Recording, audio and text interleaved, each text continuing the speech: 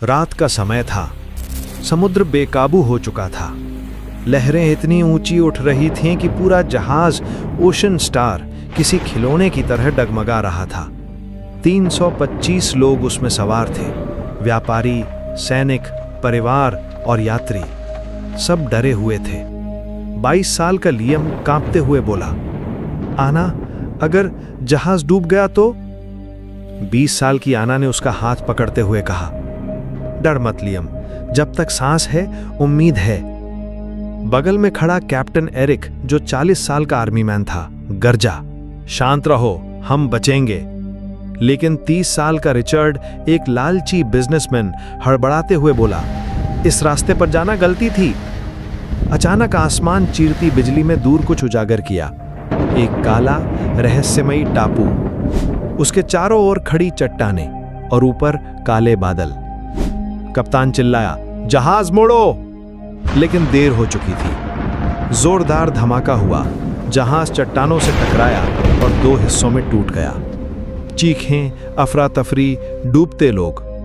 कोई लकड़ी पकड़कर तैरने लगा, कोई लहरों में समा गया। रिचर्ड अपने सोने का डिब्बा बचाने की कोशिश कर रहा था, लेकिन समुद्र ने उसे छीन लिया। सुबह की पहली किरण के साथ जब लहरें शांत हुईं, तो 325 में से सिर्फ 304 लोग बचे थे। वे सब उस टापू तक पहुंच गए, लेकिन जैसे ही उन्होंने चारों ओर नजर डाली, घना जंगल, अजीब फल, हवा में सन्नाटा और कहीं दूर से आती अजीब आवाजें। आना ने धीरे से कहा, यह जगह जिंदा रहने के लिए नहीं बनी। कैप्टन ने तलवार निकाली और बोला, अब यह हमारा घर है, चाहे यह टापू हमें पसंद करे या नहीं। यहीं से शुरू हुई उनकी 9 साल लंबी संघर्ष भरी कहानी। टापू की सुबह किसी सपने जैसी थी, लेकिन उस सपने में डर का जहर मिला हुआ था। सूरज की रोशनी पेड़ों की मोटी शाखाओं से छनकर नीचे आ रही थी। चारों ओर इतनी हरियाली थी कि देखने में खूबसूरत लगे, लेकिन भीतर छिपा सन्नाटा बता रहा था कि ये जगह मेहमानों का स्वागत करने वाली नहीं है। 300 लोग एक साथ खड़े थे। भूख, डर और थकान सबके चेहरे पर साफ झलक रही थी। कप्तान एरिक सबसे आगे खड़ा होकर बोला, हमें 3 चीजें चाहिए, पानी, खाना और सुरक्षित जगह। जब तक ये नहीं मिलेगा, हम मरने के लिए खड़े हैं। उसकी आवाज में सख्ती थी, लेकिन आंखों में चिंता।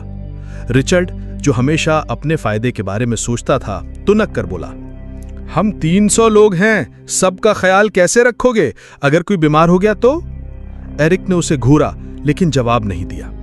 इतनी भीड़ में बहस और डर दोनों मौत को जल्दी बुलाते हैं। जंगल की पहली यात्रा। 4 लोगों की छोटी सी टीम, एरिक, रिचर्ड, लियम और आना, जंगल के भीतर जाने लगी। बाकी लोग किनारे पर ही रुके रहे। जैसे जैसे वो आगे बढ़े, हवा भारी लगने लगी। पेड़ों पर लटकते कुछ अजीब फल दिखे, चमकीले बैंगनी रंग के, जिनसे मीठी खुशबू आ रही थी। आना ने कहा, शायद ये खाने लायक हों। रिचर्ड बिना सोचे समझे एक फल तोड़कर खाने लगा। लियम चिल्लाया, रुको, पहले जांच कर लो। लेकिन बहुत देर हो चुकी थी। कुछ ही पलों में रिचर्ड का चेहरा नीला पड़ने लगा। वो जमीन पर गिरा और उसका गला सूजने लगा। एरिक तुरंत झुककर उसकी गर्दन पर चोट मारने लगा ताकि सांस का रास्ता खुले। काफी मशक्कत के बाद रिचर्ड की सांस लौटी। एरिक गरज उठा, याद रखो, ये जंगल हमें मारने के लिए बना है। यहां कुछ भी खाना मतलब मौत को गले लगाना। सब सन्न रह गए। पहली बार सबने महसूस किया कि यहां जिंदा रहना सिर्फ किस्मत नहीं, बल्कि होशियारी पर भी निर्भर करेगा। झरने की खोज। कुछ दूर जाने पर पेड़ों के बीच से पानी की आवाज आई। सभी दौड़कर वहां पहुंचे और सामने था एक खूबसूरत झरना। साफ चमकता हुआ पानी ऊंचाई से गिरकर नीचे तालाब बना रहा था। थके और प्यासे लोगों ने बिना सोचे समझे पानी पीना शुरू कर दिया। आना ने दोनों हथेलियों से पानी उठाकर अपने चेहरे पर डाला और मुस्कुराई। कम से कम हमें जीने की एक वजह तो मिल गई। उस पल के लिए सबको लगा जैसे ये जगह इतनी बुरी भी नहीं है, लेकिन खुशी ज्यादा देर टिकती कहां है। पहला हमला। अचानक झाड़ियों से सरसराहट हुई। एरिक ने तुरंत तलवार खींच ली। आवाज और पास आई। अगले ही पल झाड़ियों से बाहर छलांग लगाई एक अजीब जानवर ने। वो तेंदुए जैसा दिखता था, लेकिन उससे भी बड़ा, और उसकी आंखें खून की तरह लाल थीं। उसके दांत ऐसे चमक रहे थे जैसे किसी ने धारदार खंजर तराश दिया हो।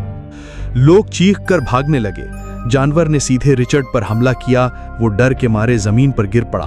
एरिक ने तलवार उठाई और जानवर के सामने खड़ा हो गया। पीछे हटो सब, वो गरजा। जानवर ने पंजा चलाया। एरिक बचा, लेकिन उसकी बाजू पर गहरा घाव हो गया। लियम ने पास पड़ी लकड़ी उठाई और जानवर पर दे मारी। जानवर थोड़ी देर के लिए भटक गया। तभी एरिक ने पूरी ताकत से तलवार उसकी गर्दन में घोंप दी। जानवर जोरदार चीख के साथ जमीन पर गिर पड़ा। सन्नाटा छा गया। आना कांपती आवाज में बोली, ये कैसा जीव था? मैंने ऐसा कभी नहीं देखा। एरिक हाफते हुए बोला, ये जंगल का पहला राज है, और यकीन मानो यह आखिरी नहीं होगा। झरने के पास रात बिताने का फैसला हुआ। लोगों ने लकड़ियां इकट्ठा की, आग जलाई और मरे हुए जानवर को देखकर हैरान रह गए। उसका शरीर अलग ही तरह का था, जैसे सदियों पुराने किसी जीव का बचा कुचा वंशज। रिचर्ड, जिसने दिन में मौत का स्वाद चखा था, अब और भी लालची नजरों से बोला, अगर यहां ऐसे जानवर हैं तो यहां खजाने भी होंगे। ये टापू साधारण नहीं है।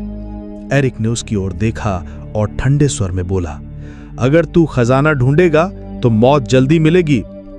लेकिन रिचर्ड के चेहरे पर वही हंसी थी, वो हंसी जो बताती थी कि ये इंसान अपने लालच से कभी नहीं बदलेगा। उस रात आग की रोशनी में सब सोने की कोशिश कर रहे थे, लेकिन जंगल की अजीब आवाजें, कहीं दूर से आती हड्डियां चटकने जैसी ध्वनि और हवा की सरसराहट हर किसी को याद दिला रही थी कि असली कहानी तो अब शुरू हुई है। दिन गुजर चुके थे। झरने के पास बनी अस्थाई बस्ती अब छोटे से गांव में बदल गई थी। 304 में से कुछ लोग बीमार पड़े, लेकिन बाकी धीरे धीरे टापू के नियम समझने लगे। हर दिन नए खतरे सामने आते, जहरीले कीड़े, अजीब फल और रहस्यमयी जानवर। फिर भी उनमें जीने की उम्मीद थी। एक सुबह शिकारी घबराते लौटे। जंगल के भीतर एक टूटा फूटा महल है, जैसे किसी राजा का। लोगों की आंखों में कौतूहल था। रिचर्ड की आंखें लालच से चमक उठी। महल मतलब खजाना। लेकिन कप्तान एरिक ने चेतावनी दी, जहां महल है वहां खतरा भी होगा। लियम और आना चुपचाप एक दूसरे को देखने लगे। भीतर से वे भी जानना चाहते थे। दोपहर में एरिक, रिचर्ड, लियम और आना समेत 10 लोग जंगल में निकले। घना जंगल हटते ही सामने विशाल ढांचा उभरा, बेलों और काई से ढका महल, लेकिन अब भी शाही वैभव झलक रहा था। दरवाजे पर अजीब नक्काशी थी, इंसान और जानवर की लड़ाई, नीचे कुछ अज्ञात प्रतीक। आना कांपते स्वर में बोली, ऐसा लग रहा है जैसे कोई हमें देख रहा हो। अंदर पहुंचते ही एक जाल सक्रिय हो गया। रिचर्ड गड्ढे में जा गिरा, कांटों से घायल। एरिक ने रस्सी डालकर उसे निकाला और गरजा, ये महल हमें बचाने के लिए नहीं, मारने के लिए बना है। अब सभी के दिल में डर था। गहरे हिस्से में दीवारों पर चित्र दिखे, एक राजा, उसकी सेना और एक लाल आंखों वाला प्राणी। चित्रों में स्पष्ट था कि उस प्राणी ने पूरी सभ्यता को नष्ट कर दिया था।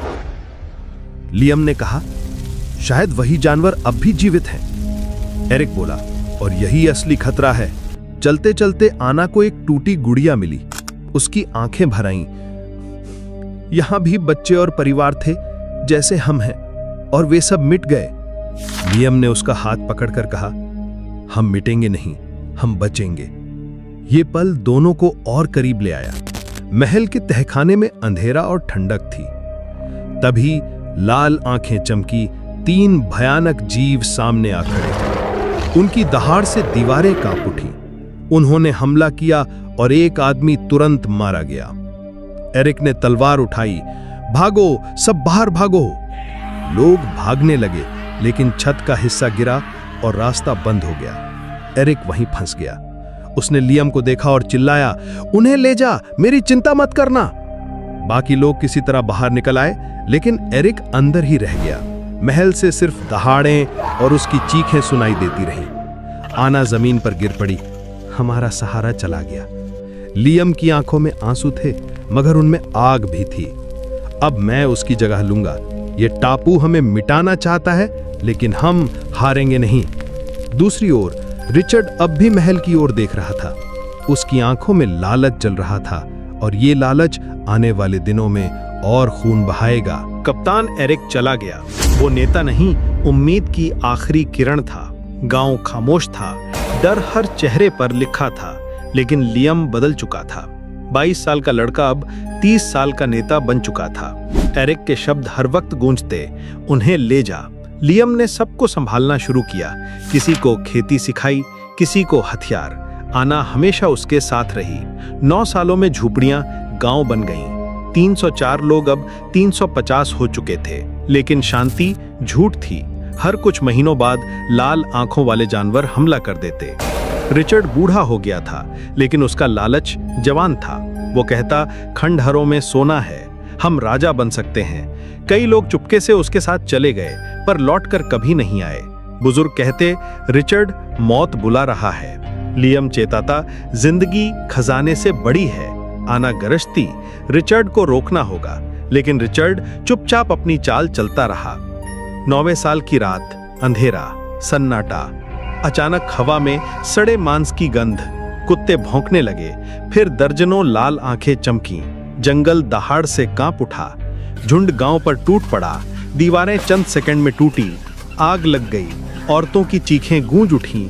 लियम तलवार लेकर आगे आया। आज भागना नहीं, आज लड़ना है।